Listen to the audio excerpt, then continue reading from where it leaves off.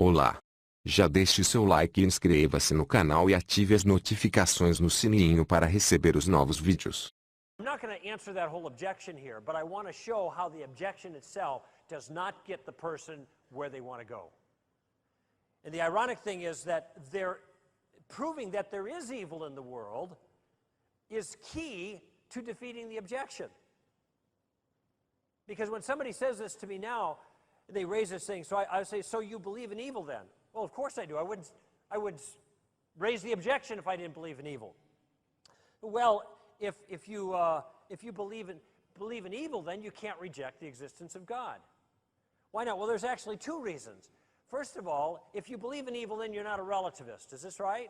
In other words, you're not the kind of person that would say, well, you know, morality is just an individual thing. It's up to you or up to you. But you wouldn't be a postmodernist who says that morality is a cultural construct. It's just part of our own imagination. Because if you think that morals are relative, that morality is something individual people make up for themselves, or maybe individual groups make up for themselves, then the objection simply vaporizes. Because the objection requires that there be actual, objective evil existing in the world, even to raise the objection in the first place. Imagine if somebody came up to you and said, gee, I wish the government would do something about the problem of the elephants. And you say, what problem of the elephants? And they say, the problem in the elephants in my own imagination. You say, well, if the elephants are in your imagination, I don't know what the government's going to be able to do about it. By parallel, the relativist says there's a problem of evil, but evil is just a function of his own imagination. And if evil is just a function of his own imagination and there's not objective evil out there, then there's no complaint. So if evil is real, then relativism is false. If there is a real problem of evil, if Katrina was an evil event, if what happens when people kill and maim and torture are evil things, if oppression of weak people or groups is evil, if any of those things that we react to in an emotional, moral fashion are what we think they are, either evil or virtuous, then relativism is false. So in order to raise the question, you have to abandon your relativism, and relativism is a part of the postmodern thinking of the culture.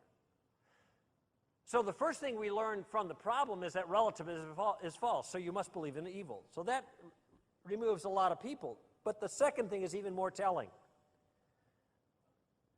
Because when they say, yes, they do believe in evil, then I ask, what do they mean by evil? Now, at this point, people characteristically give examples. Well, I mean murder, rape, torture, something like that. And then I say, I didn't ask you to give me examples of evil. I want to know what evil is that you would cite those things as examples of it. Why would you say rape and murder are evil and not good? You must have some concept of what evil means in order to pick out examples of that. And it turns out, when people say, well, those are evil because they're not the way things are supposed to be. Okay, so let me give you an illustration, because at this point it gets a little dicey, and this is a tricky concept. Here's the illustration. How many people are bowlers here? Any bowler? Do Canadians bowl? Yeah, I got some bowlers, all right. In Chicago, everybody bowls. You know, Californians don't like to admit it, you know. Okay, here's my question. How do you know the difference between a good bowler and a bad bowler? The score. It has nothing to do with your form or the way you throw the ball or anything at all. It has to do with how many pins you knock down.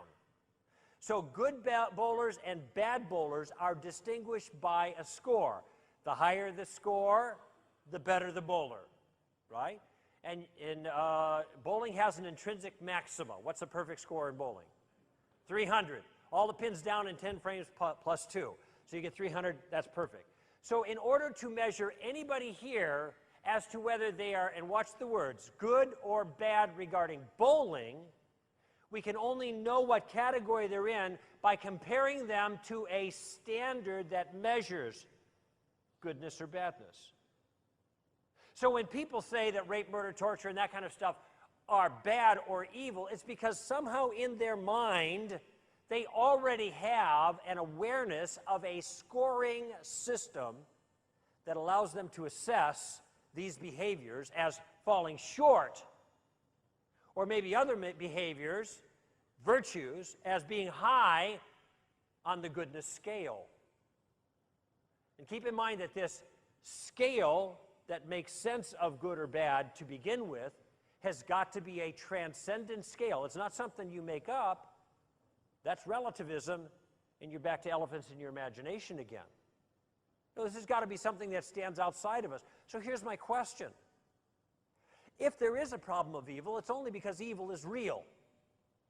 And evil can only be real as a characterization of actions or events that fall short somehow from a standard, a transcendent standard of moral perfection.